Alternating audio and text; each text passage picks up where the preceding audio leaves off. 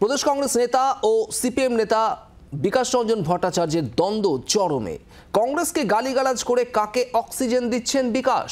কংগ্রেসের সমর্থনে রাজ্যসভায় গিয়েছেন। নীতিবোধ থাকলে আগে সেখান থেকে পদত্যাগ করুন। সোশ্যাল মিডিয়ায় একের পর এক পোস্ট কংগ্রেস নেতাদের।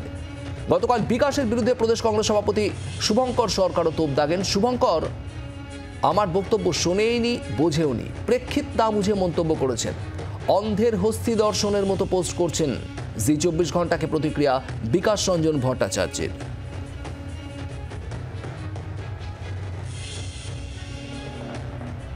এই বিকাশ রঞ্জন ভট্টাচার্যকে নিয়ে প্রদেশ কংগ্রেস সভাপতি শুভঙ্কর সরকার গত বুধবার কি বলেছিলেন শোনাবো আপনাদের।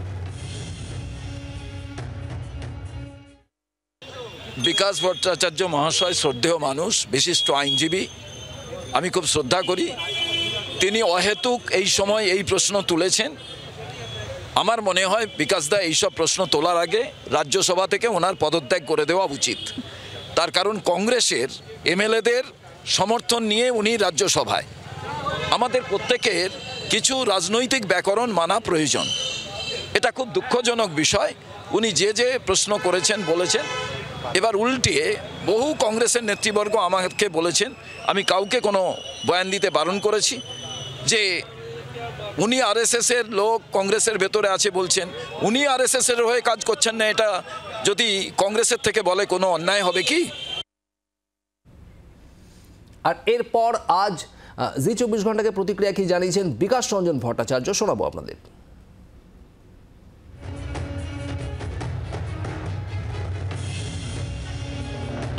খুব দুর্ভাগ্য হচ্ছে শুভঙ্কর বাবু বা তার দলের অন্যান্য লোকেরা অনেকেই আমি দেখছি বলছেন তারা আমার বক্তব্যটা শুনেনি, বক্তব্যটা বোঝেননি। বক্তব্যের প্রেক্ষিতটা ছিল যে মমতাকে দল থেকে তাড়ানো ভুল হয়েছে। সেই প্রেক্ষিতেই বলেছি যে কংগ্রেসের ভেতরে বহু ধরনের মানুষ আছেন, আরএসএস এর লোকেরা আছেন। মমতা আরএসএস এর লোক ছিলেন, তাকে তাড়িয়ে কংগ্রেস ঠিক করেছে। আমার বক্তব্যটা মন দিয়ে শুনুন, ভালো করে বুঝুন। কংগ্রেসের যে বর্তমান লড়াই চলছে রাহুল গান্ধীর নেতৃত্বে, সেই লড়াইয়ের মর্মবস্তুতে উপলব্ধি করুন, তাহলে বুঝতে পারবেন যে আমার বক্তব্যটা সঠিকই ছিল। যারা পোস্ট করছেন তারা অন্ধের ভস্তি দর্শনের মতো পোস্ট করছেন। তারা কেউ কি আমার বক্তব্যটা শুনেছেন? আমার তো মনে হয় শোনেননি। সিপিআইএম নেতা রাজ্যসভার সাংসদ বিকাশ রঞ্জন ভট্টাচার্য তিনি বলছেন তার বক্তব্যটা মন দিয়ে শোনার জন্য। বিকাশ রঞ্জন ভট্টাচার্য ঠিক কি বলেছিলেন, কি থেকে এই দ্বন্দ্বের সূত্রপাত, শোনাবো আপনাদের। রাজনৈতিক সমীকরণ পরিবর্তন হয়, সামাজিক পরিস্থিতি পরিবর্তন হয়, সেই সমস্ত পরিবর্তিত পরিস্থিতির উপর দাঁড়িয়ে রাজনৈতিক সমীকরণও বদলায়। সেই রাজনৈতিক সমীকরণ বদলেছে মানেই যে অতীতের যে ঘটনাগুলো, সেই ঘটনাগুলো ইতিহাস থেকে মুছে যায় তা তো নয়। আমরা উপেক্ষা করতে পারবো যে ইন্দিরা গান্ধীর আমলে যে ইমার্জেন্সি হয়েছিল, সেই ইমার্জেন্সিটা একটা অত্যন্ত কালো অধ্যায়। আমি তো পার্লামেন্টে ওই 3 মিনিট সময়ের মধ্যে এই কথা বলেছি যে আমাদের কনস্টিটিউশনাল হিস্ট্রিতে ইমার্জেন্সি একটা ব্ল্যাক স্পট। পাশাপাশি ইন্দিরা গান্ধী ক্ষমা চেয়েছেন, সেটাও বলেছি। এখানে ঐতিহাসিক ঘটনা, সাইবাড়িতে যে ঘটনা ঘটেছিল সেই রকম একটা উত্তাল সময়ে যখন কংগ্রেসের মধ্যে বহু অংশের মানুষ ছিলেন, এখনো দেখা যাচ্ছে কংগ্রেসের মধ্যে একদল মানুষ আছেন যারা প্রকৃতপক্ষে আরএসএস এর দিকেই তাদের মতামত প্রকাশ করছেন, তাদের ভূমিকা, যার বিরুদ্ধে রাহুল লড়াই করছেন। অতএব সাইবাড়ির ঘটনা একটা ঘটনা, সেই ঘটনা ইতিহাস থেকে মুছে দেওয়া যায় না। যারা মনে করছেন সাইবাড়ির ঘটনা ইতিহাস থেকে মুছে গেছে, তারা তো ইতিহাসকে অস্বীকার করছেন। অতএব সেই আলোচনা বারবার উঠে আসবে।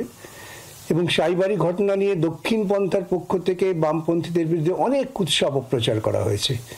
সেগুলো কিন্তু কংগ্রেসের অফিসিয়াল জায়গা থেকে হয়নি। আমার নিজের এতটুকু বিশ্লেষণ, কংগ্রেসের সেই সময় যে ভূমিকা ছিল, সেই ভূমিকার বিরুদ্ধে, সেই ভূমিকা তখন তৎকালীন সময় স্বৈরাচারী ভূমিকা ছিল, সেই ভূমিকা তৎকালীন গরিব মানুষের বিরোধী ভূমিকা ছিল। তার বিরুদ্ধে তো সিপিআইএম এর লড়াই, ধারাবাহিক লড়াই, সেই লড়াই আজও চলছে। কিন্তু আজকে লড়াইয়ের প্রেক্ষিতটা পাল্টে গেছে। আজকে ভারতবর্ষের বুকে মূল শত্রু হয়ে দাঁড়িয়েছে দক্ষিণপন্থী আরএসএস, যারা ভারতবর্ষের মানুষের বিভাজন চান। অতএব সেক্ষেত্রে যারা বিভাজন চান না, আমাদের কাছে এই মুহূর্তে সবচেয়ে বড় যে সংকট, সেই সংকট থেকে মুক্তি পাওয়ার জন্য তো আমাদের পরিস্থিতি অনুযায়ী মোকাবিলা করতে হবে। বাংলার আওয়াজ, বাঙালির আবেগ, জি 24 ঘন্টা।